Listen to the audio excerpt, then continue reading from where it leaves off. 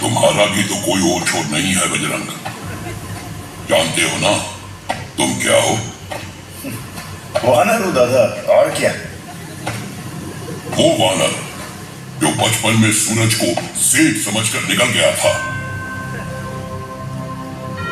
वो वानर जिसे शिव ने अपने त्रिशूल जैसी ताकत दी है और विष्णु ने अपने सुदर्शन चक्र जैसी धार, जिसे इंद्र ने वज्र जैसा शरीर दिया है और अग्नि ने धड़कता हुआ तेज।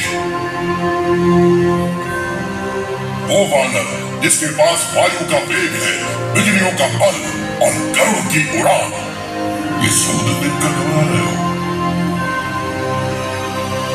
अपनी शक्ति पहचानो बजरंग, जो तुम कर सकते हो और कोई नहीं कर सकता।